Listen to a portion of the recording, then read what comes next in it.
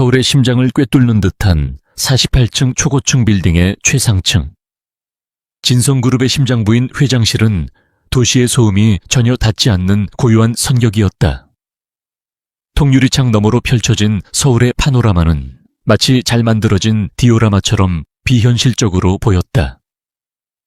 그 풍경을 등지고 거대한 마호가니 책상에 앉아있는 남자 강태준은 도시의 지배자처럼 군림하고 있었다. 그의 앞에는 그룹의 핵심 임원들이 숨막히는 긴장감 속에서 굳은 표정으로 서 있었다. 방금 끝난 보고서는 그의 책상 위에 아무렇게나 던져져 있었다. 종이 한 장 한 장이 수십억 원의 가치를 지녔지만 태준에게는 그저 숫자의 나열에 불과했다. 그래서 결론은 이게 다인가? 얼음장처럼 차가운 그의 목소리가 침묵을 갈랐다. 임원 중 한 명이 조심스럽게 입을 열었다. 대표님, S이노베이트 측의 저항이 예상보다 거셉니다. 그들의 핵심 기술인 셀 리뉴는 현재 업계에서 독보적인 위치에 있어 적대적 M&A에 대한 여론도 좋지 않습니다. 태준의 입가에 희미한 조소가 걸렸다. 그는 천천히 자리에서 일어나 창가로 걸어갔다. 최고급 원단으로 만들어진 수트는 그의 단단한 몸을 완벽하게 감싸고 있었고 움직임 하나하나에 절제된 힘이 느껴졌다. 여론 김전무, 언제부터 진성이 그런 감상적인 단어에 발목 잡혔지. 저항이 거세면 부러뜨리면 되고 여론이 나쁘면 돈으로 덮으면 돼. 우리가 가진 자본력으로 S이노베이트 정도의 중소기업 하나 컨트롤 못한다는 건가? 그의 눈빛은 도시의 불빛보다 더 차갑고 날카로웠다. 강태준에게 기업은 사냥감이었고 인수는 정복이었다. 감정이나 과정은 중요하지 않았다. 오직 결과 즉 승리만이 그의 유일한 목표였다. 그는 6년 전 아버지인 강 회장이 갑작스럽게 쓰러진 후 피비린내 나는 경영권 다툼을 거쳐 이 자리에 올랐다. 그 과정에서 그는 따뜻했던 모든 것을 제 손으로 잘라냈고 스스로를 냉혹한 강철로 담금질했다. S이노베이트의 전략기획팀장이 이번 방어의 핵심이라고 들었다. 이름이 뭐였지? 서유하 팀장입니다. 업계에서는 에이스 서어로 불립니다. 3년 전 스카우트된 후 회사의 성장을 이끈 1등 공신이라는 평이 자자합니다. 서유하. 태준은 잠시 미간을 찌푸렸다. 어디선가 들어본 듯한 익숙한 이름이었지만 그의 머릿속 데이터베이스는 그 이름을 사업적 대상으로만 분류할 뿐이었다. 어떤 에이스든 상관없어. 일주일 주지. S이노베이트의 이사회를 우리 사람으로 채울 방법을 찾아와. 그게 안 되면 그들이 가진 모든 것을 빼앗을 방법을 찾아. 수단과 방법은 가리지 마. 알겠습니다, 대표님. 임원들이 굳은 얼굴로 물러나자 광활한 회장실에는 다시 태준 혼자 남았다. 그는 책상 위 S이노베이트의 서류철을 집어들었다. 그리고 그 첫 장에 붙어있는 한 여자의 증명사진과 마주했다. 단정하게 묶은 머리 흔들림 없는 눈빛, 굳게 담은 입술. 서유하. 사진 속 그녀는 강하고 지적으로 보였지만 태준의 마음에는 어떤 파문도 일으키지 못했다. 그에게 그녀는 그저 제거해야 할 장애물일 뿐이었다. 같은 시각 서울의 한적한 외곽에 위치한 작은 아파트. 서민준 서민서 5분 안에 안 나오면 엄마 먼저 출근한다. 전쟁 같은 아침이 시작되고 있었다.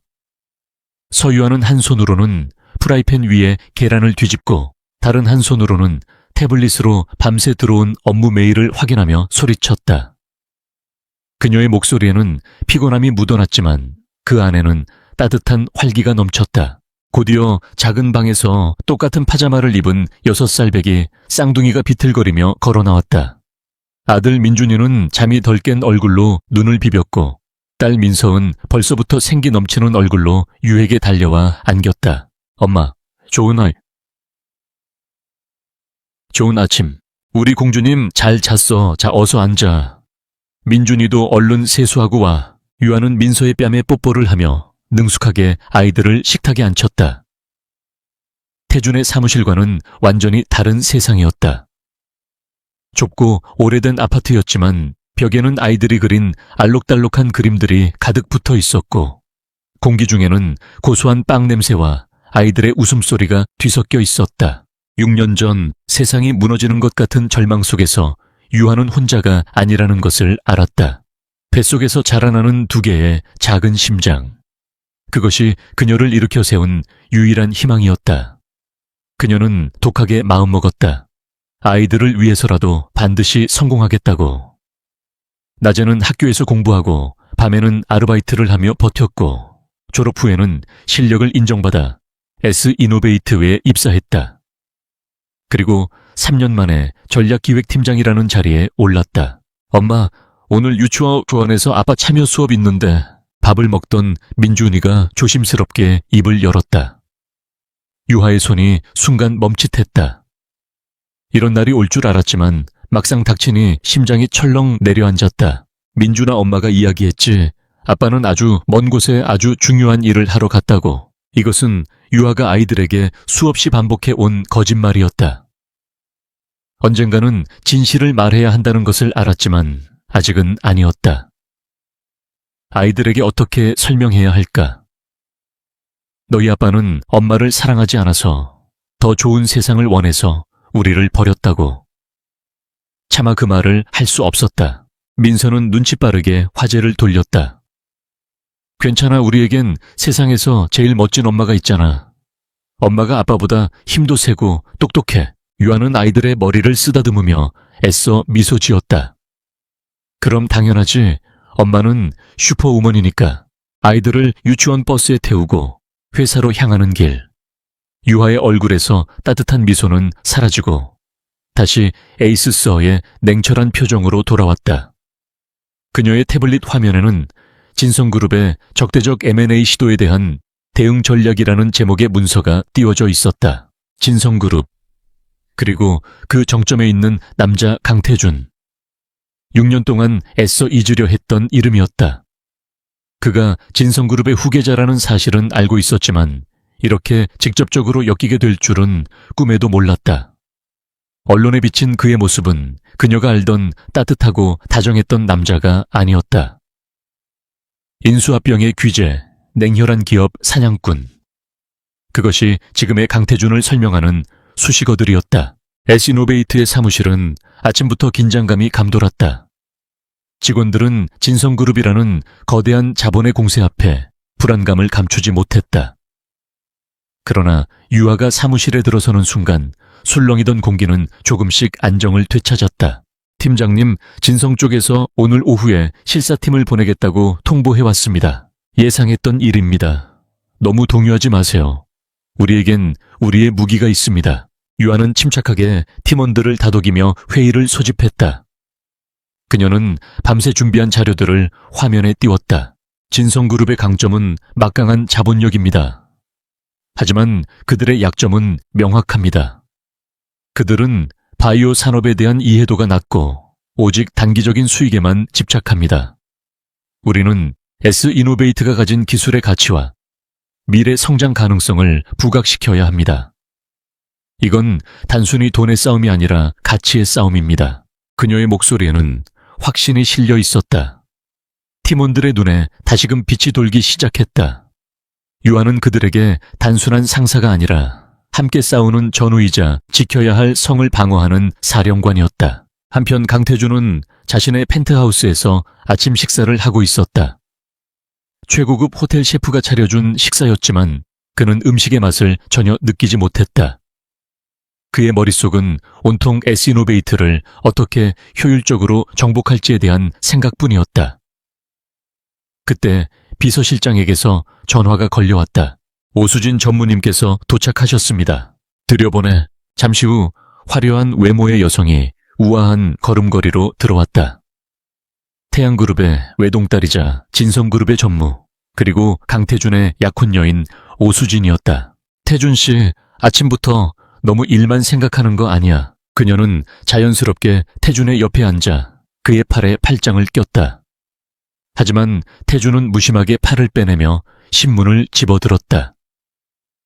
그들의 약혼은 사랑이 아닌 진성그룹과 태양그룹의 사업적 필요에 의한 결합이었다. S이노베이트 건은 어떻게 되어가? 수진의 질문에 태준은 시큰둥하게 대답했다.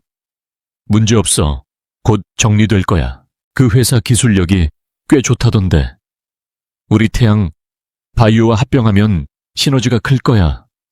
아버님도 기대가 크셔. 알아. 그러니 신경 꺼.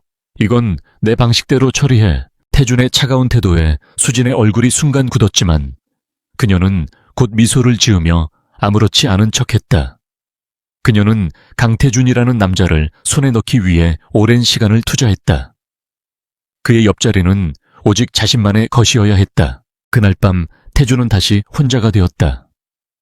고된 하루의 끝이었지만 그의 정신은 조금도 쉬지 못했다. 그는 위스키 잔을 들고 창밖의 야경을 내려다보았다. 수많은 불빛들이 별처럼 반짝였지만 그 어떤 것도 그의 공허한 마음을 채우지 못했다. 그때 그의 코끝을 스치는 희미한 라일락 향기. 수진이 뿌리고 간 향수 냄새였지만 그 향기는 그의 기억 속 깊은 곳에 잠들어 있던 다른 기억을 깨웠다. 6년 전 여름밤. 낡은 옥탑방 평상에 나란히 누워 밤하늘을 보던 두 사람. 태준아, 저 별 좀 봐. 꼭 너 같아. 혼자서 제일 밝게 빛나. 앳된 얼굴의 유화가 그의 어깨에 기댄 채 속삭였다. 그녀의 머리에서는 은은한 라일락 샴푸 향기가 났다. 시끄러워. 별은 무슨. 태준은 퉁명스럽게 말하면서도 그녀의 어깨를 감싸 아는 팔에 힘을 주었다. 그때의 그는 진성그룹의 후계자가 아닌 그저 유화를 사랑하는 평범한 남자였다. 재벌가의 숨막히는 삶에서 도망쳐 나와 그녀가 있는 이 작은 옥탑방에서만 유일하게 숨을 쉴 수 있었다. 나는 네가 저 별처럼 높은 곳에 있었으면 좋겠어. 세상에서 제일 멋진 사람이 되는 거야. 그럼 넌 내 옆에 없을 거야. 그의 불안한 질문에 유아는 활짝 웃으며 그의 입술에 짧게 입을 맞췄다. 당연히 옆에 있지, 바보야. 내가 꼭 그렇게 만들어줄게. 그 약속은 영원할 것 같았다. 하지만 세상은 그들의 작은 행복을 허락하지 않았다. 기억은 날카로운 파편이 되어 그의 심장을 찔렀다. 그는 거칠게 위스키를 단숨에 들이켰다. 그리고 비가 쏟아지던 그날의 기억이 떠올랐다. 아버지가 쓰러지시고 회사가 최대의 위기에 빠졌던 날. 그는 선택의 기로에 놓였다. 회사를 지키기 위해 그는 모든 것을 버려야 했다. 가장 먼저 버려야 했던 것은 그의 심장이었던 서유하였다. 우리 헤어지자. 그녀의 집 앞에서 쏟아지는 비를 맞으며 그가 내뱉은 말이었다. 뭐라고? 태준아, 갑자기 왜 그래? 유하의 얼굴에 당혹감과 상처가 어렸다. 그녀의 손에는 그에게 주려고 만든 도시락이 들려 있었다. 말 그대로야. 넌 나에게 어울리지 않아. 처음부터 우린 사는 세상이 달랐어. 그냥 잠깐의 불장난이었다고 생각해. 그는 스스로에게도 상처가 되는 잔인한 말들을 내뱉었다. 심장이 갈갈이 찢기는 것 같았지만 멈출 수 없었다. 그녀를 지키기 위해서는 그녀를 자신의 위험한 세계에서 완전히 밀어내야만 했다. 거짓말이지. 우리 약속했잖아. 무슨 일인지 말해줘. 응. 그녀가 눈물을 흘리며 그의 팔을 붙잡았다. 그는 차갑게 그 손을 뿌리쳤다. 다시는 내 앞에 나타나지 마. 역겨우니까. 그 말을 마지막으로 그는 뒤돌아섰다. 등 뒤에서 들려오는 그녀의 절규를 애써 무시하며 그는 빗속으로 사라졌다. 그날 이후 강태준의 세상에서 서유아라는 이름은 지워졌다. 스스로 지웠다고 믿었다. 태준은 깊은 한숨과 함께 잔을 내려놓았다. 과거는 과거일 뿐이다. 그는 이미 너무 멀리 와버렸다. 감상은 사치였다. 그는 다시 S이노베이트 서류를 집어들었다. 서유아, 그저 동명이인이겠지. 설령 그녀가 맞다고 해도 달라질 것은 없었다. 그는 더 이상 6년 전의 강태준이 아니었다. 늦은 밤 유하도 퇴근 준비를 하고 있었다. 책상 위에는 그녀와 쌍둥이가 함께 찍은 사진이 담긴 작은 액자가 놓여 있었다. 환하게 웃고 있는 아이들의 얼굴을 보자 하루의 피로가 눈 녹듯 사라졌다. 그녀는 내일 있을 진성과의 첫 만남을 떠올렸다. 강태준, 그를 다시 만나게 될 것이다. 6년 동안 단 한순간도 잊지 못했던 이름. 사랑했고 증오했던 남자. 이제는 적으로 만나야 했다. 심장이 차갑게 식는 것 같았지만 그녀는 두렵지 않았다. 지난 6년의 시간은 그녀를 단련시켰다. 그녀는 더 이상 비를 맞으며 울기만 하던 23의 어린 소녀가 아니었다. 그녀는 두 아이의 엄마였고 S이노베이트의 미래를 책임진 팀장이었다. 강태준, 네가 나한테서 모든 걸 앗아갔다고 생각하겠지만 천만에. 난 너 없이도 아주 잘 해냈어. 그리고 앞으로도 그럴 거야. 그녀는 휴대폰 배경화면 속 아이들의 얼굴에 입을 맞추며 나지막이 속삭였다. 엄마는 절대 지지 않아. 너희들을 위해서라도. 창밖으로 보이는 서울의 야경은 여전히 화려했지만 이제 그녀는 그 불빛에 위축되지 않았다. 그녀 스스로가 누구보다 밝게 빛나는 별이 되었기 때문이었다. 과거에 차가운 바람이 불어오고 있었지만 그녀는 기꺼이 그 바람을 맞으며 전장으로 나아갈 준비를 끝마쳤다. S이노베이트의 회의실은 진성그룹의 그것과는 사뭇 달랐다. 화려한 장식 대신 실용적인 디자인이 돋보였고 권위적인 위압감 대신 열정적인 에너지가 공간을 채우고 있었다. 다윗과 골리앗의 싸움을 앞둔 전장처럼 비장함과 결의가 공기 중에 팽팽하게 감돌았다. 서유하는 회의, 시작 10분 전 이미 자리에 앉아 있었다. 그녀의 앞에는 노트북과 몇 장의 핵심 요약 자료만이 단정하게 놓여 있었다. 그녀의 표정은 고요한 호수와 같아서 그 깊은 곳에서 어떤 소용돌이가 치고 있는지 아무도 짐작할 수 없었다. S이노베이트의 대표이사를 포함한 임원진들도 그녀의 침착함에 힘을 얻어 각자의 자리에서 마지막 준비를 하고 있었다. 정각이 되자 회의실 문이 열리고 진성그룹의 인수팀이 모습을 드러냈다. 마치 잘 훈련된 군대처럼 그들은 한치의 오차도 없는 걸음걸이로 들어섰다. 수백만 원을 분을 호가하는 최고급 수트 오만함이 묻어나는 표정. 그리고 세상을 다 가진 듯한 절대적인 자신감. 그들이 뿜어내는 기운만으로도 회의실의 온도가 몇 도는 내려가는 듯 했다. 그리고 가장 마지막에 강태준이 들어섰다. 그가 발을 들여놓는 순간 회의실의 모든 공기가 그에게로 쏠렸다. 그는 마치 무대의 주인공처럼 모든 시선을 자연스럽게 빨아들였다. 그는 S이노베이트 측 임원들을 무심하게 훑어보았다. 그의 눈빛은 사냥감을 저울질하는 포식자의 그것이었다. 그러다 그의 시선이 테이블 끝에 앉아있는 한 여자에게 멎었다. 서유하. 그녀의 이름과 얼굴을 서류로 확인했을 때와는 전혀 다른 충격이 그의 전신을 강타했다. 6년. 결코 짧지 않은 시간이었다. 애되고 사랑스럽기만 하던 그녀는 온데간데 없었다. 대신 그 자리에는 날카로운 지성과 강인한 의지로 다듬어진 낯선 여자가 앉아 있었다. 세월은 그녀에게서 풋풋함을 앗아갔지만 대신 누구도 범접할 수 없는 깊이와 우아함을 선물했다. 태준의 뇌리 속에서 시간이 거꾸로 흘렀다. 낡은 옥탑방의 평상, 그녀의 웃음소리 은은하던 라일락 향기, 그리고 빗속에서 절규하던 그녀의 마지막 모습까지. 그가 지난 6년간 단단하게 쌓아 올린 철벽에 보이지 않는 균열이 가기 시작했다. 분노, 후회, 그리고 정체 모를 통증.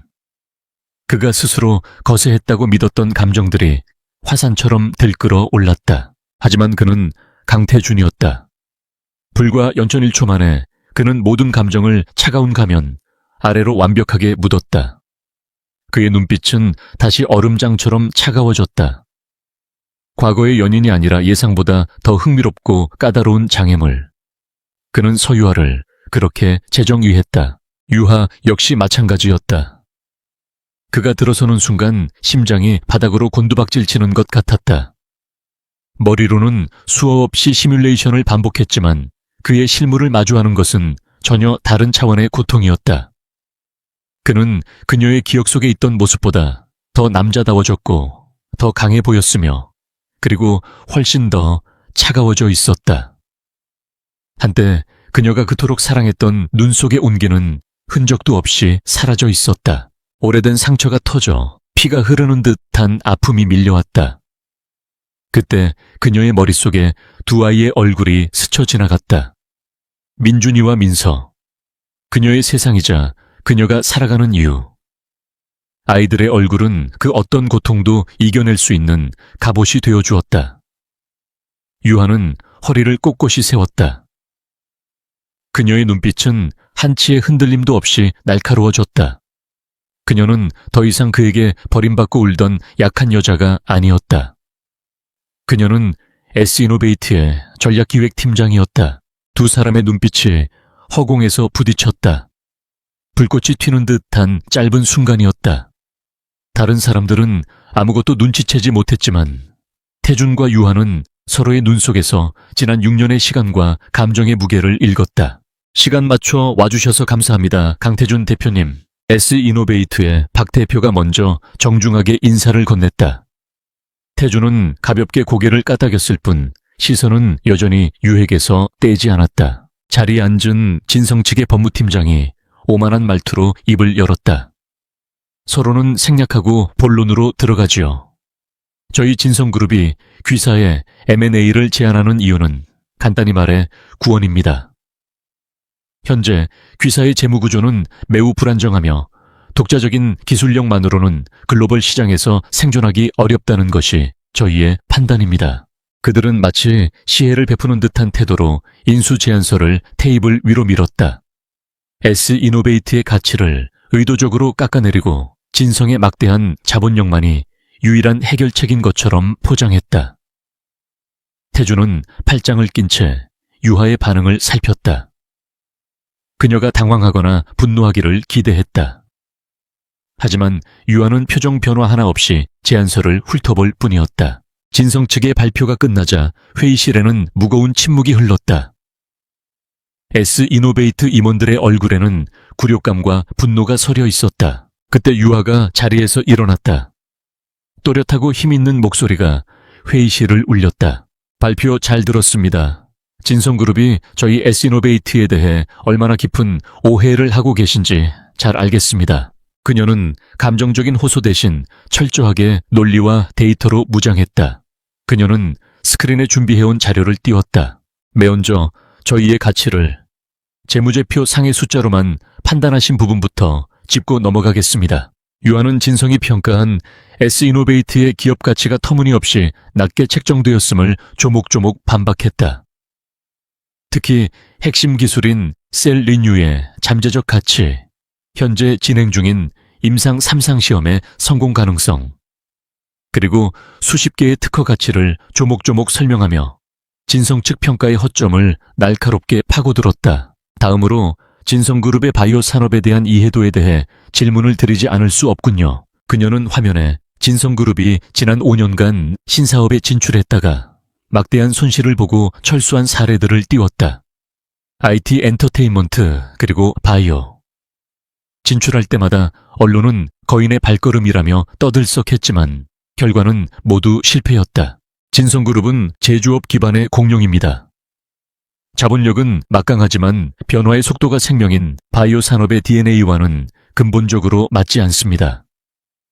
저희에게 제안하신 M&A는 시너지를 창출하는 결합이 아니라 소화하지도 못할 음식을 억지로 삼키려는 포식자의 무모한 도박에 가깝습니다. 그녀의 목소리는 부드러웠지만 그 안에 담긴 논리는 비수처럼 날카로웠다. 진성 측 임원들의 얼굴이 붉게 달아올랐다. 마지막으로 유하는 결정타를 날렸다. 진성그룹이 저희를 구원하겠다고 하셨지만 저희는 이미 스스로 항해할 수 있는 튼튼한 배를 만들었습니다. 그리고 저희와 함께 항해하고 싶어하는 글로벌 파트너들이 있습니다. 그녀는 스위스의 글로벌 제약사 로슈, 그리고 미국의 바이오테크 기업 암젠과 맺은 비공개 기술 협력 의향서를 화면에 공개했다. 진성의 정보망도 파악하지 못한 극비 정보였다. 이것은 S이노베이트가 진성의 자본 없이도 충분히 글로벌 시장에 진출할 수 있다는 명백한 증거였다. 회의실의 분위기는 완벽하게 역전되었다. 태주는 할 말을 잃었다. 그는 신속하고 압도적인 항복을 예상했다. 그런데 눈앞의 여자는 그의 예상을 산산조각 내버렸다. 그녀는 그가 알던 서유아가 아니었다. 감정에 흔들리고 눈물 많던 소녀가 아니라 상대의 허를 찌르는 완벽한 전략가였다. 첫 만남의 감정적 충격은 어느새 잊혔다. 대신 그의 안에서 새로운 감정이 끌어올랐다. 굴욕감, 분노, 그리고 그 모든 것을 뛰어넘는 기묘한 승부욕.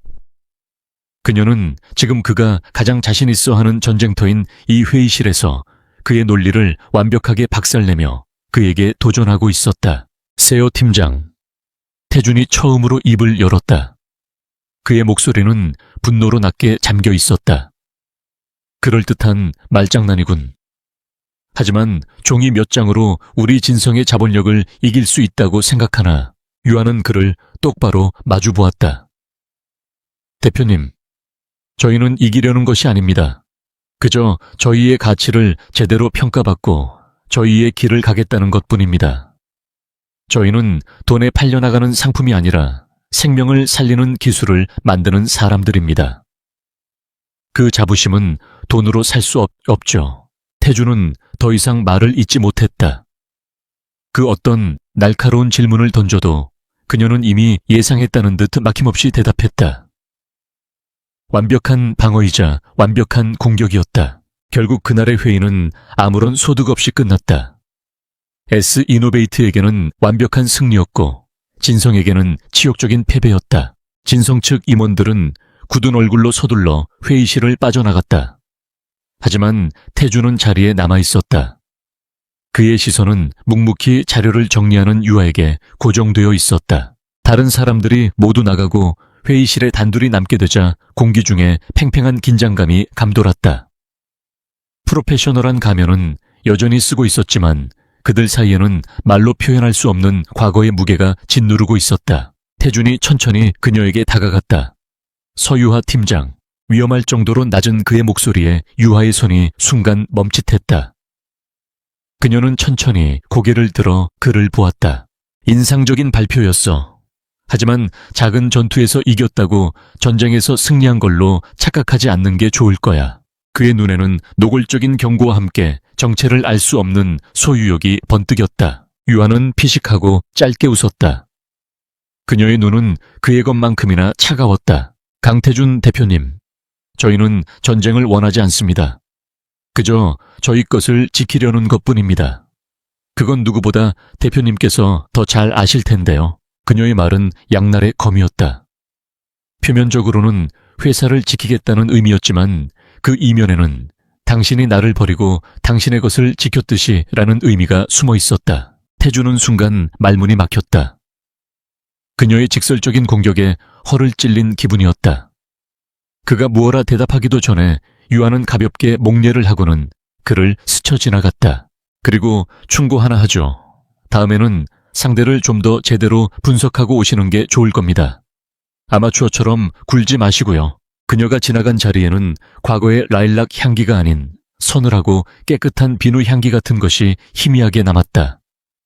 그 낯선 향기는 마치 그들의 달라진 관계를 증명하는 듯 텅 빈 회의실에 남겨진 태준을 조롱하고 있었다. 첫 번째 회의 이후 일주일은 S이노베이트에게 피를 말리는 시간이었다.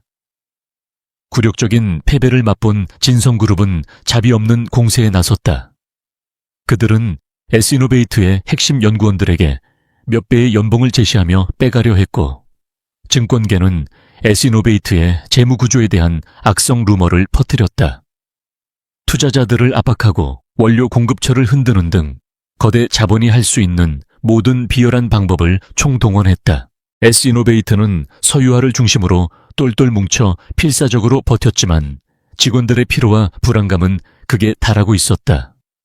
그리고 마침내 운명의 날이 밝았다.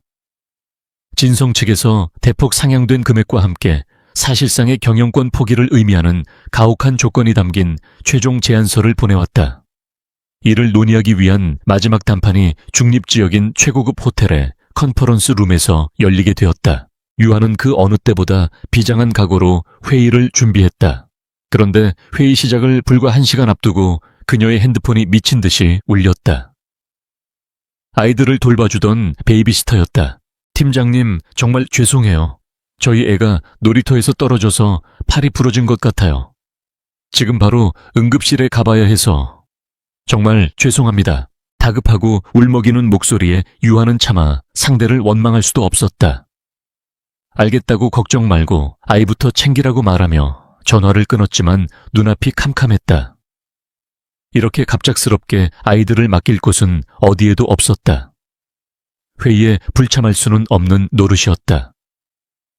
S이노베이트에 명운이 걸린 자리였다.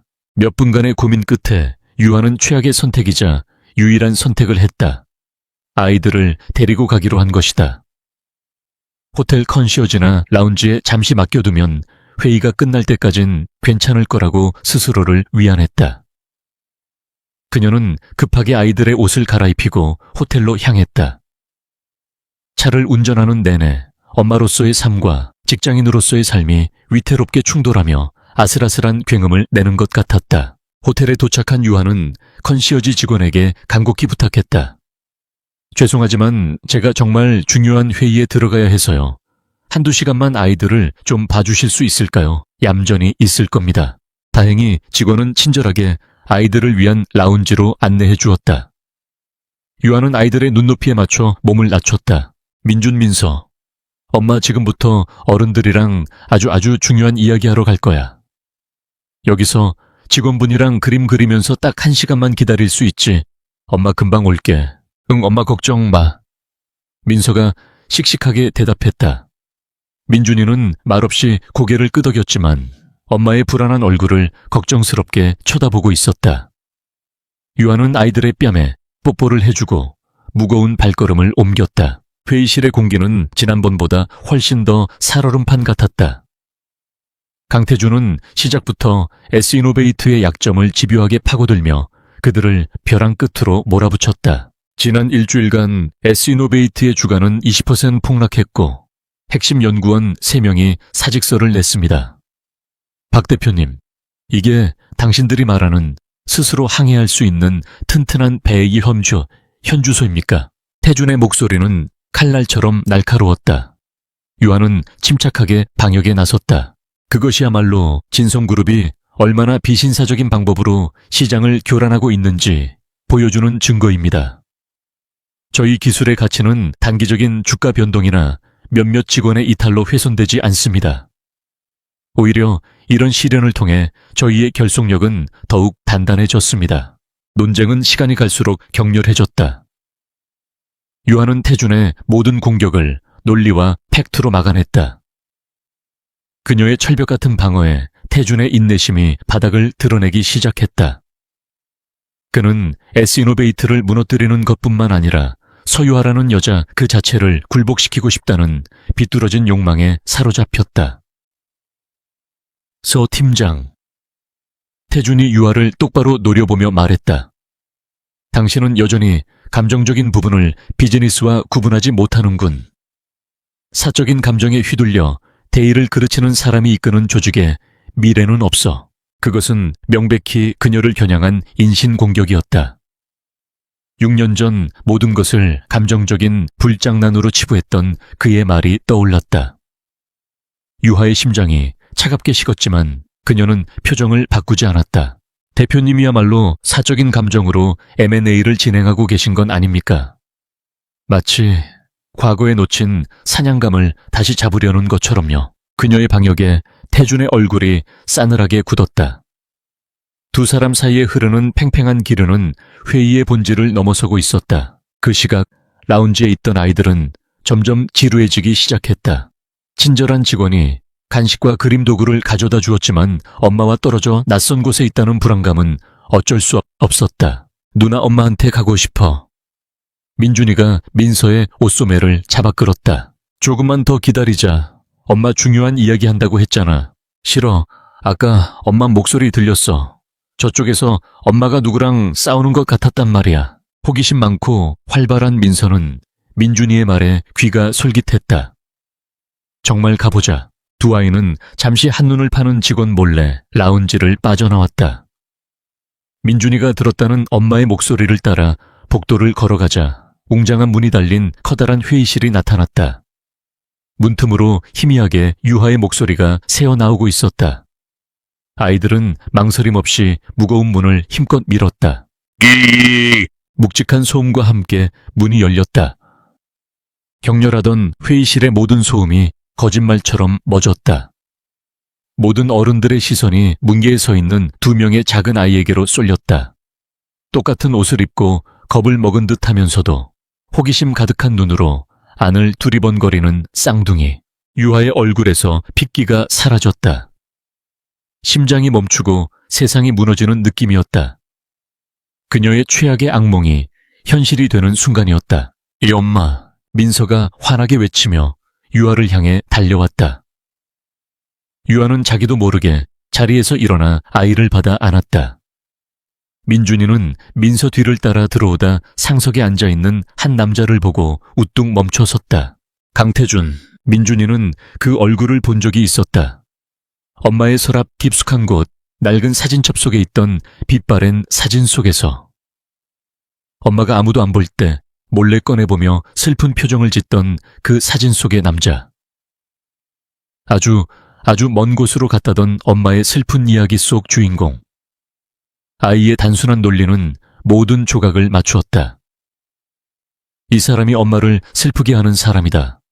이 사람이 아주 먼 곳으로 가서 돌아오지 않는 사람이다. 민준이는 작은 손가락으로 얼어붙은 강태준을 가리켰다. 쥐 죽은 듯 고요한 회의실에 아이의 또렷하고 분노에 찬 목소리가 울려 퍼졌다. 나쁜 아빠, 정적, 시간이 멈춘 듯 했다. SE이노베이트와 진성그룹의 임원들은 아이와 얼음처럼 굳어버린 강태준과 사색이 된 서유아를 번갈아 쳐다보며 경악을 금치 못했다. 아빠.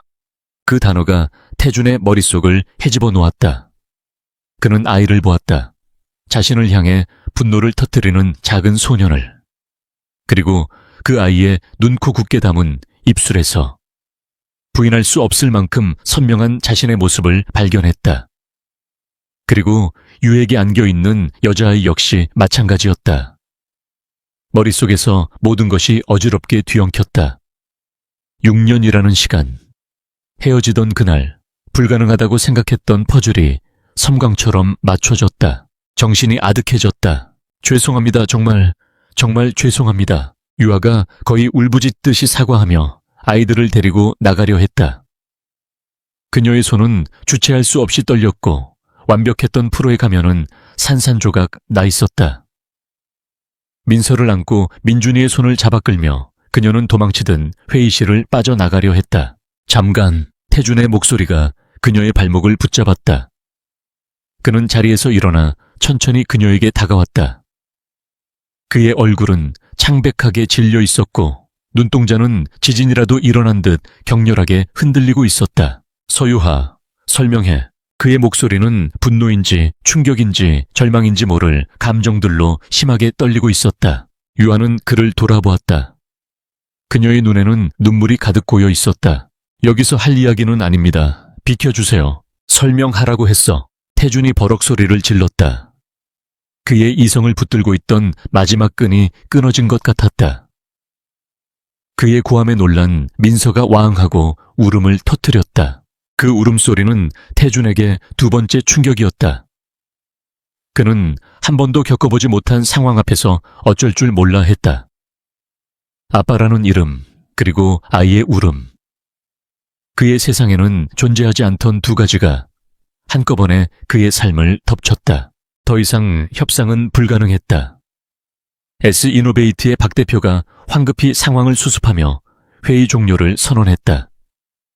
진성 측 임원들은 충격과 호기심이 뒤섞인 눈으로 수군거리며 회의실을 빠져나갔다. 유아는 아이들을 데리고 간신히 복도를 빠져나와 택시를 잡았다. 차에 타자마자 그녀는 아이들을 끌어안고 참았던 눈물을 터뜨렸다. 두려움, 분노, 수치심, 그리고 아이들에 대한 미안함이 뒤섞여 온몸이 사시나무처럼 떨렸다. 텅 빈 컨퍼런스 룸. 강태준은 홀로 자리에 미동도 없이 앉아 있었다. 그의 귓가는 나쁜 아빠 라는 아이의 목소리가 끊임없이 메아리치고 있었다. 그가 6년간 공들여 쌓아 올린 견고한 성벽이 6살 아이의 외침 한마디에 폭탄을 맞은 것처럼 무너져 내렸다. 그는 아버지가 되었다. 그리고 아들과의 첫 만남은 원망과 비난이었다. 태주는 유아와 아이들이 사라진 텅 빈 문가를 망연자실하게 바라보았다. 그의 완벽했던 세계가 송두리째 뒤흔들리고 있었다. 회의실의 충격은 강력한 지진의 여진처럼 모든 것을 뒤흔들었다. 강태주는 호텔을 어떻게 빠져나왔는지, 차를 타고 회사로 돌아오는 동안 무슨 생각을 했는지 기억하지 못했다. 그의 머릿속은 온통 나쁜 아빠라는 날카로운 외침과 겁에 질려 울음을 터뜨리던 여자아이의 얼굴, 그리고 경멸과 원망이 뒤섞인 서유아의 눈빛으로 가득 차 있었다. 회장실로 돌아온 그는 평소의 냉정함을 유지하려 애썼지만 미세하게 떨리는 손끝까지는 감출 수 없었다. 그는 곧장 비서실의 김 실장을 호출했다. 김 실장은 지난 10년간 강 회장 부자를 보좌해온 태준이 유일하게 신뢰하는 인물이었다.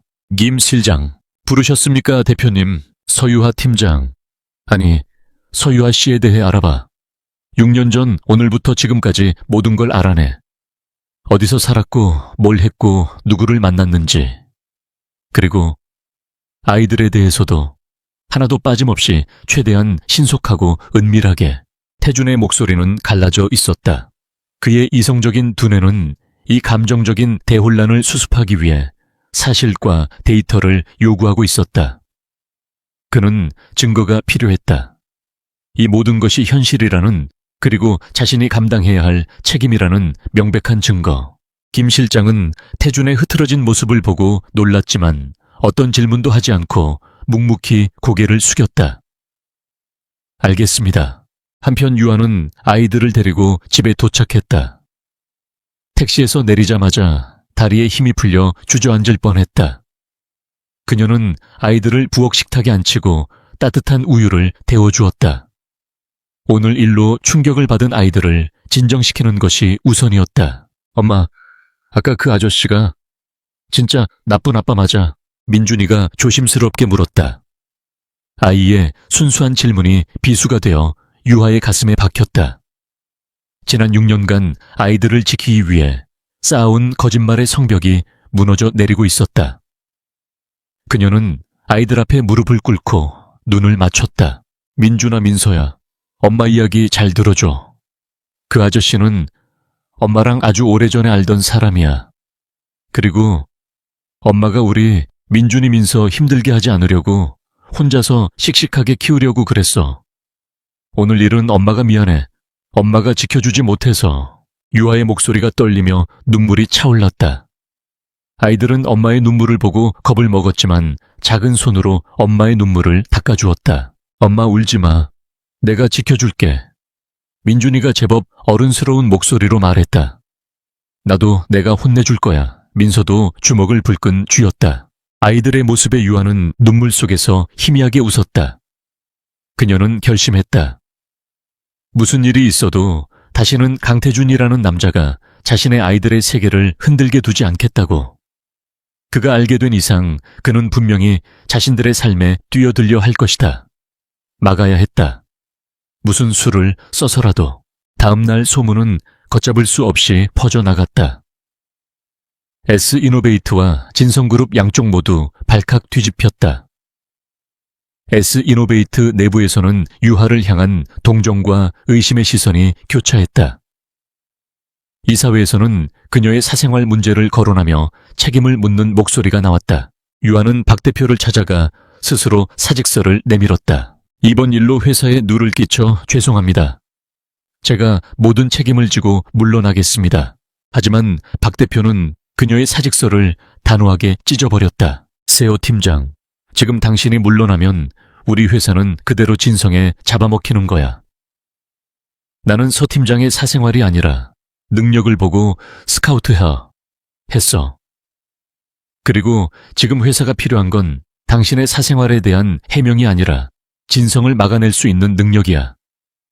그러니 그런 나약한 소리 집어치우고 싸울 준비나 해. 박 대표의 변함없는 신뢰의 유아는 뜨거운 것이 울컥 치밀어 오르는 것을 느꼈다. 그녀는 다시 한번 마음을 다잡았다. 자신을 믿어주는 사람들을 위해서라도, 그리고 아이들을 위해서라도 이 싸움에서 절대로 물러설 수 없었다. 진성그룹 역시 혼란에 휩싸였다.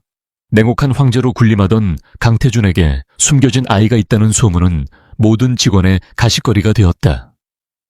그리고 그 소문은 당연히 그의 약혼 여인 오수진의 귀에도 들어갔다. 수진은 소식을 듣자마자 태준의 사무실로 폭풍처럼 쳐들어왔다. 그녀의 얼굴은 분노로 하얗게 질려 있었다. 이것은 사랑의 배신감 때문이 아니었다. 자신의 완벽한 계획, 즉 진성과 태양그룹의 합병을 통해 얻게 될 자신의 자리가 위협받는다는 사실에 대한 분노였다. 태준 씨, 이게 다 무슨 소리야? 서유아가 누구고 그 애들은 또 뭐야? 태준은 창밖을 보며 미동도 하지 않았다. 그는 밤새 한숨도 자지 못했다. 수진의 날카로운 목소리가 그의 신경을 거슬렀다. 당신이 상관할 일 아니야. 상관할 일이 아니라고. 지금 우리 두 집안의 미래가 걸린 문제야. 당신의 스캔들 하나 때문에 모든 게 망가질 수 있다고. 당장 그 여자랑 애들 정리해. 정리. 태준이 천천히 몸을 돌려 수진을 보았다. 그의 눈빛은 그 어느 때보다 차갑고 위협적이었다. 내 아이들이야. 수진은 그 말의 순간 숨을 멈췄다. 태준이 그들을 자신의 아이라고 인정한 것이다. 그녀의 계산적인 두뇌가 빠르게 돌아가기 시작했다. 강태준은 자신이 가진 것을 절대 놓지 않는 남자다. 그렇다면 아이들 역시. 그녀는 위기감을 느꼈다. 말도 안 돼. 그럼 우리 결혼은? 그건 그때 가서 생각하지. 지금은 나가줘. 머리가 복잡하니까. 태준의 싸늘한 태도에 수진은 더 이상 아무 말도 하지 못하고 사무실을 나왔다. 하지만 그녀의 눈빛은 두려움과 도끼로 이글거렸다. 서유하와 아이들, 반드시 자신의 손으로 제거해야 할 위협이었다. 태준은 수진의 그 과민하고 계산적인 반응을 놓치지 않았다. 무언가 이상했다. 평소의 그녀라면 이 상황을 어떻게 이용할지 계산부터 했을 텐데 지금은 마치 오랫동안 숨겨온 비밀이 들킬까봐 두려워하는 사람처럼 보였다. 아주 작은 의심의 씨앗이 그의 마음에 심어졌다. 그날 오후 김 실장의 첫 번째 보고서가 올라왔다. 서유아가 6년 전 살던 곳, 그 후 편입했던 대학, 그리고 쌍둥이의 출생신고서 4번. 출생일은 그가 떠나고 약 9개월 후. 이름은 서민준 서민서. 아버지의 이름이 적혀 있어야 할 칸은 비어 있었다. 보고서의 글자 하나하나가 망치가 되어 그의 머리를 내리쳤다. 더 이상의 증거는 필요 없었다. 그들은 그의 아이들이었다. 그날 밤 태준은 보고서에 적힌 유하의 아파트 주소로 차를 몰았다. 낡고 작은 복도식 아파트였다. 한때 그가 모든 것을 버리고서라도 함께 살고 싶었던 그런 평범한 공간. 그는 차 안에서 몇 시간이고 불이 켜진 유하의 집 창문을 올려다보았다. 창문으로 아이들과 함께 그림자 놀이를 하는 유하의 실루엣이 보였다.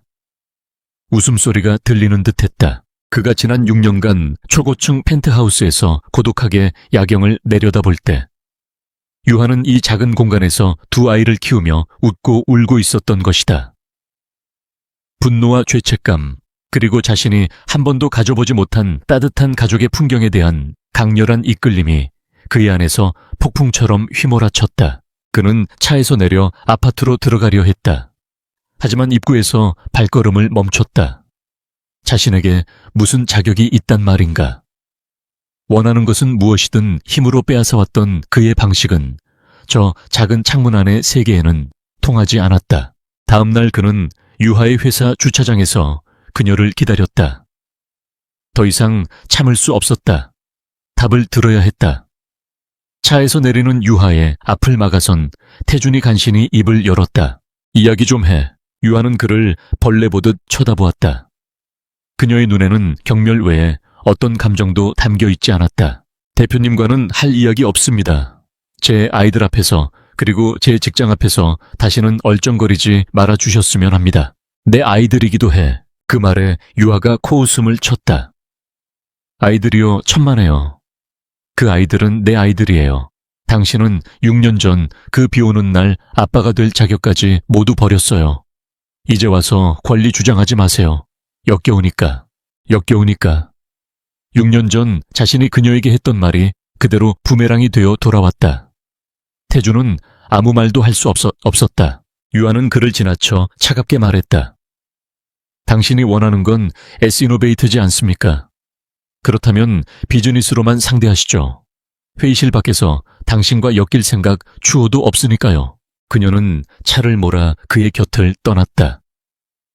태주는 난생 처음 느껴보는 무력감 속에서 한참을 그 자리에 서 있었다. 그들은 당신 아이들이 아니야. 그녀의 말이 그의 귓가를 맴돌았다. 사무실로 돌아온 태주는 깊은 생각에 잠겼다. 유아의 그 서늘하고 단호한 태도. 그녀는 마치 그가 어떤 진실을 알게 되는 것을 필사적으로 막으려는 사람 같았다. 그리고 오수진의 이상한 반응, 퍼즐 조각들이 머릿속에서 제자리를 찾지 못하고 맴돌았다. 6년 전 그날 정말로 모든 것이 자신이 선택한 결과였을까? 아버지가 쓰러지고 회사가 위기에 빠지고 태양그룹의 오 회장이 손을 내밀었던 그 모든 과정이 너무나 절묘하게 맞아떨어지지 않았던가. 태주는 김 실장을 다시 불렀다. 6년 전 내가 서유아 씨와 헤어질 무렵의 모든 상황을 다시 조사해. 특히 당시 우리 회사와 태양그룹 사이에 오갔던 모든 대화와 거래 내역까지, 비공식적인 것들까지 전부 다 단순한 후회와 죄책감을 넘어 거대한 의심이 그의 마음속에서 싹트기 시작했다.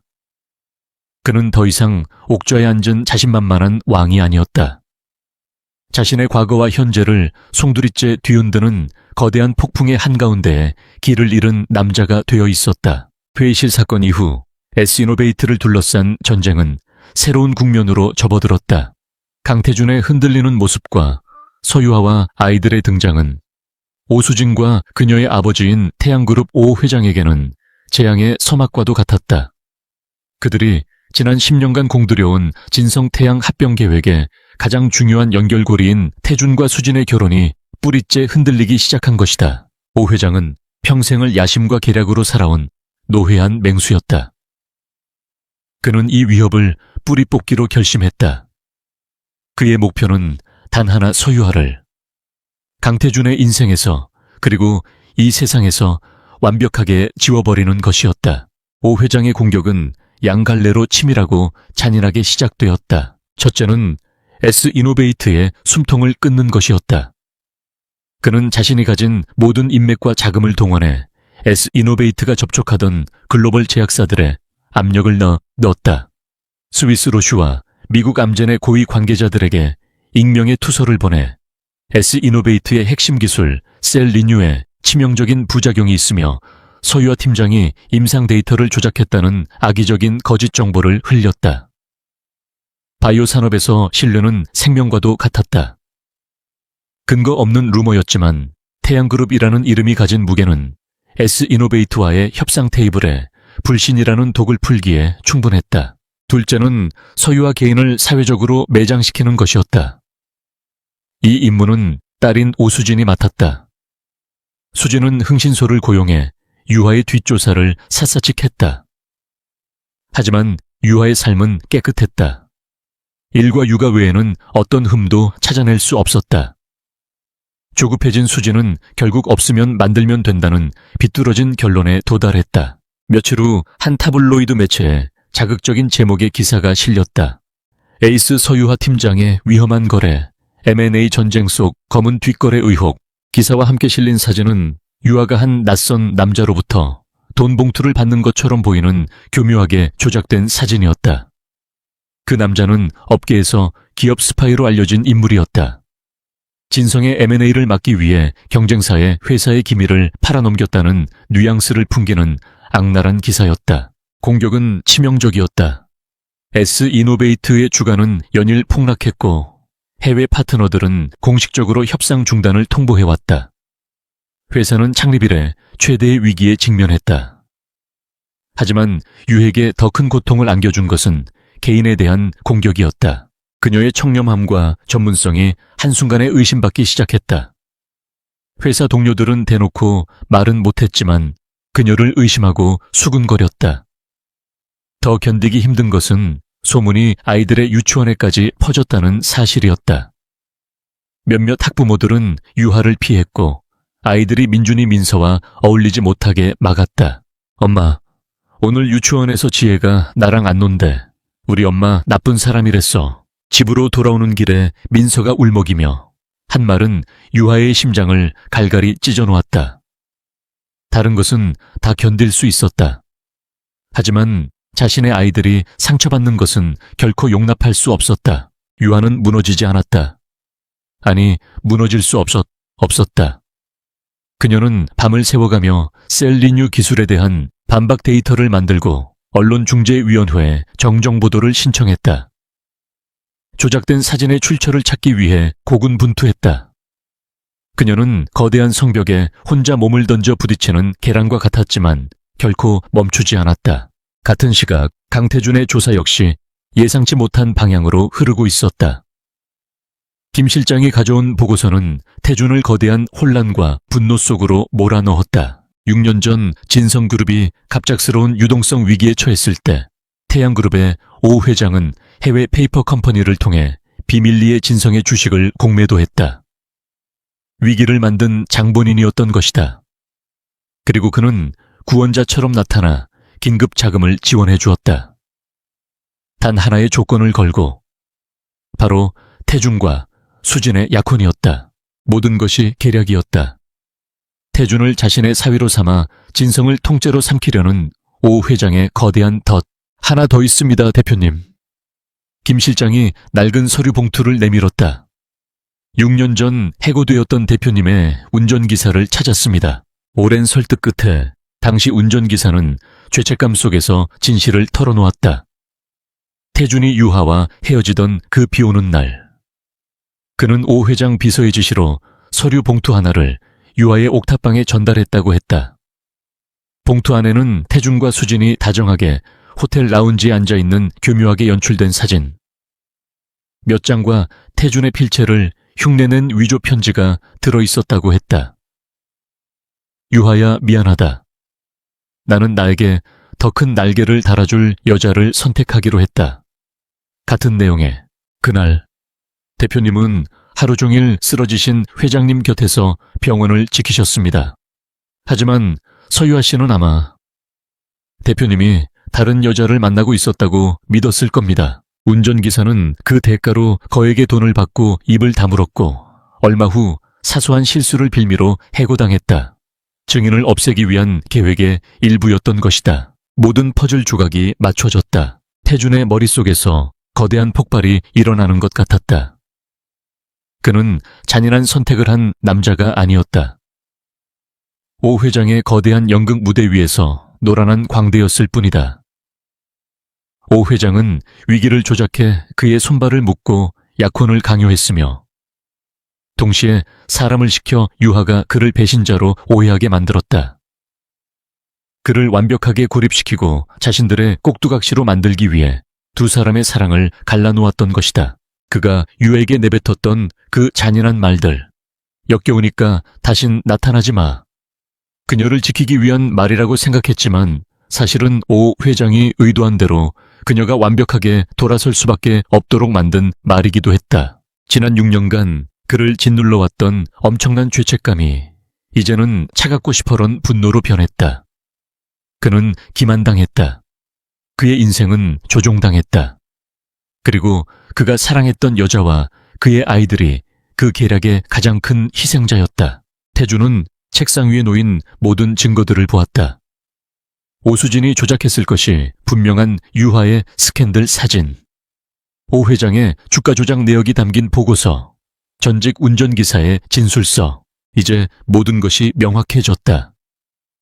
S이노베이트 인수전쟁은 단순한 사업이 아니었다.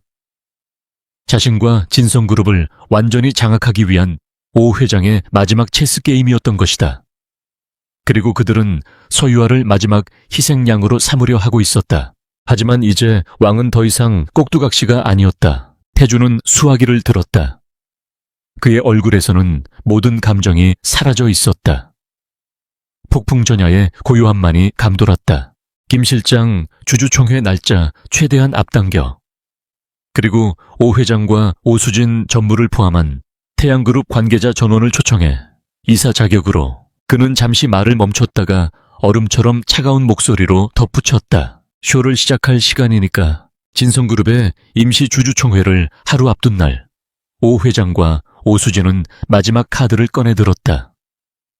더 이상 강태준을 통제할 수 없다고 판단한 그들은 서유아를 재기불능 상태로 만들고 아이들마저 부정하기로 작정한 것이다. 그들은 유하의 아이들이 강태준의 친자가 아니라는 허위 유전자 검사 결과지를 만들었다. 그리고 지난번 조작했던 사진 속 기업 스파이와의 관계를 암시하며 아이들의 아버지가 그 남자일 것이라는 악성 정보를 언론에 흘렸다. 그것만으로는 부족했다. 그들은 유하에게 직접적인 공포를 심어주기로 했다. 그날 오후 유하가 아이들을 데리고 유치원에서 나오는 길 검은색 세단 한 대가 집요하게 그들의 뒤를 쫓았다. 그리고 집에 도착했을 때 문 앞에는 익명의 소포가 놓여 있었다. 상자 안에는 방금 전 놀이터에서 놀고 있던 민준이와 민서의 사진이 들어 있었다. 그리고 아이들의 머리 위에는 섬뜩한 붉은색 원이 그려져 있었다. 메시지는 명확했다. 여기서 멈추지 않으면 아이들이 위험해질 것이다. 유아의 이성이 마비되는 것 같았다. 비즈니스 전쟁은 감당할 수 있었다. 하지만 아이들의 안전을 위협하는 것은 차원이 다른 문제였다. 온몸의 피가 차갑게 식었다. 그녀는 거대한 아기 앞에 완전히 혼자가 된 기분이었다. 그녀의 머릿속에 떠오른 유일한 생각은 도망이었다. 아이들을 데리고 아무도 찾을 수 없는 곳으로 사라져야 했다. 그녀는 미친 사람처럼 아이들의 옷과 자신의 짐을 닥치는 대로 가방에 쑤셔 넣기 시작했다. 손이 덜덜 떨려 물건을 자꾸만 떨어뜨렸다. 지난 6년간 단단하게 버텨온 그녀의 강인함이 속절없이 무너져 내리는 순간이었다. 그때 현관문 초인종이 울렸다. 유아는 심장이 멎는 듯한 공포에 휩싸여 그 자리에 얼어붙었다. 망설임 끝에 인터폰 화면을 확인한 그녀는 놀라지 않을 수 없었다. 문 밖에는 강태준이 서 있었다. 그의 모습은 낯설었다.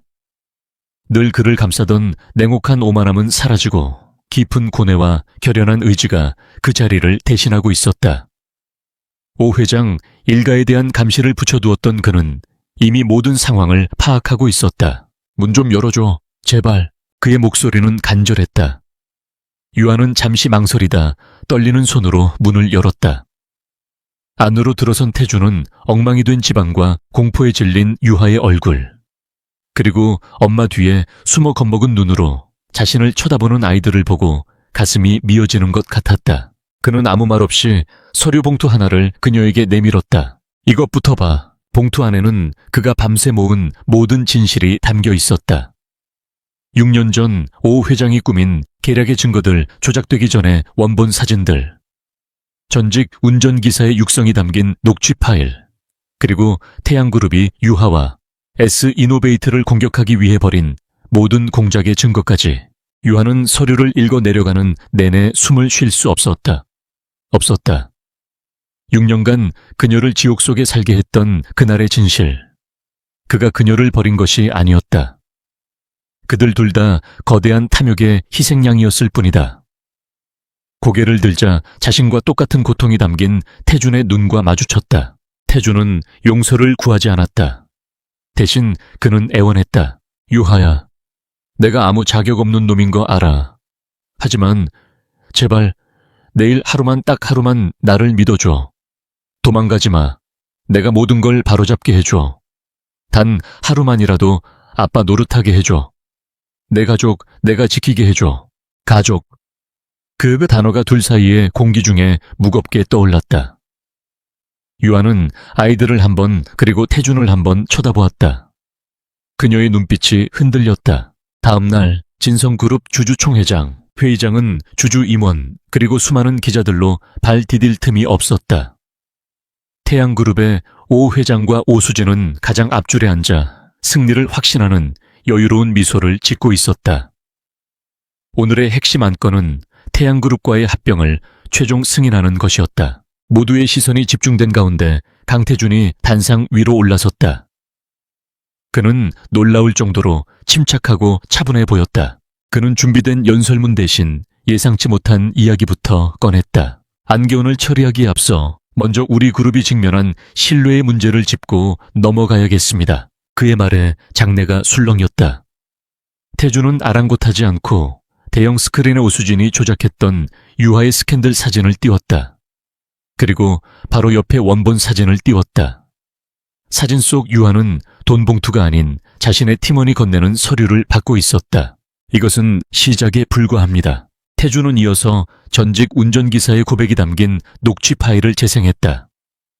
6년 전 태준이 아픈 아버지를 간호하고 있을 때 오 회장 측이 어떻게 그를 배신자로 둔갑시켰는지에 대한 생생한 증언이 회의장에 울려 퍼졌다. 분위기가 심상치 않게 돌아가는 것을 느낀 오 회장과 수진의 얼굴이 하얗게 굳어갔다. 태준은 마지막 증거를 띄웠다. 6년 전 진성그룹의 주가를 폭락시켰던 공매도 세력의 배후에 오 회장의 유령 회사가 있었다는 명백한 증거였다. 지난 6년간 진성그룹은 거짓 위에 세워진 파트너십을 유지해왔습니다. 태양그룹은 저희의 위기를 조장하고 그것을 빌미로 제 인생과 회사를 송두리째 집어삼키려 한 기생충과도 같은 집단입니다. 태준의 목소리는 분노로 떨렸지만 그 어느 때보다 힘이 있었다. 그는 오 회장을 똑바로 노려보았다. 이 거짓 때문에 저는 사랑했던 여자를 잃었고 제가 존재하는지도 몰랐던 제 아이들을 잃었습니다. 오 회장님, 당신의 탐욕이 모든 것을 망쳤습니다. 그는 다시 주주들을 향해 돌아섰다. 주주 여러분, 오늘 여러분 앞에는 두 가지 선택지가 있습니다. 기만과 부패로 얼룩진 기업과 합병하여 진성의 미래를 더럽히시겠습니까? 아니면 단기적인 손실을 감수하더라도 이 모든 부정을 도려내고 정직이라는 반석 위에서 회사를 새롭게 세우시겠습니까? 그는 안건이었던 합병안을 즉석에서 부결 투표에 붙였다.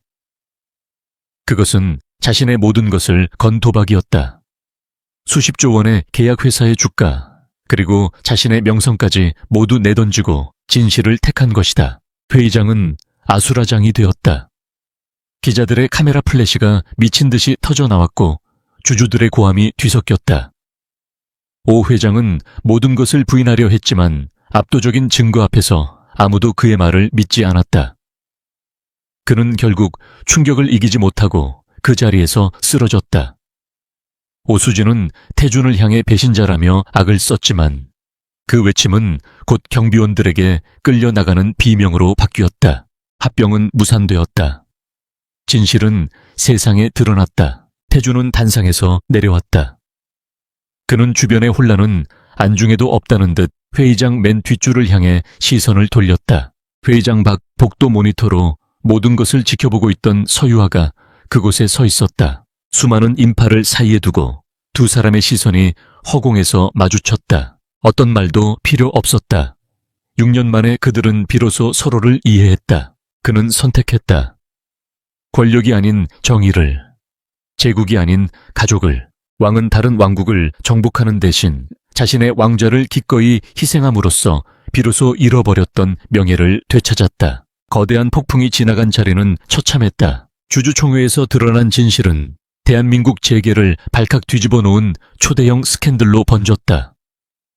태양그룹의 오 회장과 오수진은 주가 조작 기업 스파이 활동, 횡령 및 배임 혐의로 즉시 구속되었다. 거짓의 사상누각이었던 태양그룹은 검찰의 강도 높은 수사와 함께 산산조각나며 역사의 뒤양일로 사라졌다. 진성그룹 역시 엄청난 후폭풍에 시달렸다. 합병 무산과 총수 일가의 스캔들로 주가는 연일 폭락했고 그룹의 이미지는 최악으로 치달았다.